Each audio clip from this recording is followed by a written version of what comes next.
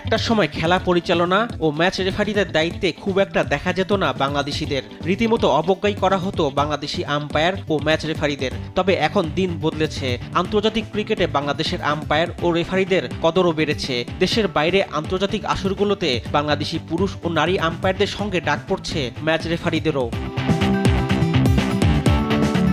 আগস্টের শেষ সপ্তাহ থেকে শুরু করে নভেম্বরের মাঝামাঝি পর্যন্ত আইসিসির 5টি টুর্নামেন্ট আয়োজিত হবে। আর এসব টুর্নামেন্ট পরিচালনার জন্য দায়িত্ব পেয়েছেন বাংলাদেশি আম্পায়ার ও ম্যাচ রেফারিরা।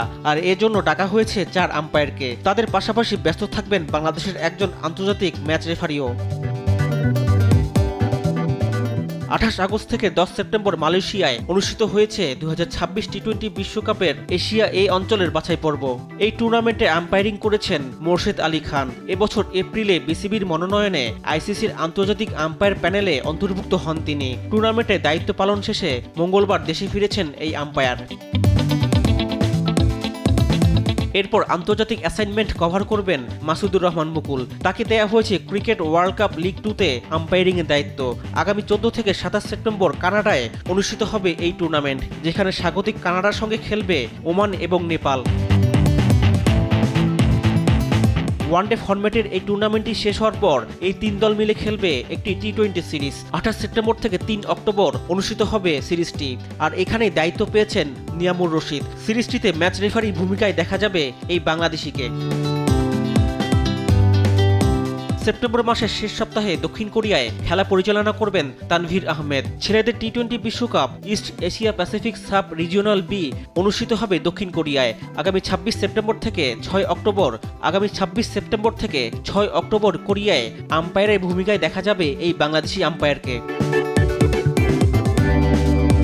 বাংলাদেশের একমাত্র নারী আম্পায়ার সাথীরা জাকির জেসি। সম্প্রতি এশিয়া কাপ পরিচালনার মাধ্যমে আন্তর্জাতিক আম্পায়ারিংয়ে যাত্রা শুরু করেছেন তিনি। আইসিসি টুর্নামেন্টগুলোতে বাংলাদেশের 3 পুরুষ আম্পায়ার এবং 1 ম্যাচ রেফারির পাশাপাশি ডাক পেয়েছেন জেসিও।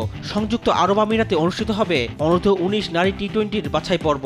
4 থেকে 14 নভেম্বর এই টুর্নামেন্টে ফিল্ড আম্পায়ার হিসেবে থাকবেন তিনি।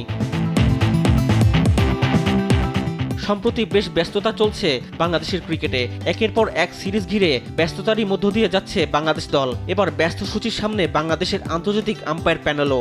বাংলাদেশ ক্রিকেট দল যেভাবে প্রতিনিয়ত দেশের জন্য সম্মান বয়ে আনছে, ঠিক সেভাবেই ক্রিকেট মাঠে বাংলাদেশের আম্পায়ার এবং ম্যাচ রেফারিরাও সুনামের সাথে দায়িত্ব পালন করে দেশকে গর্বিত করবেন, এমনটাই প্রত্যাশা।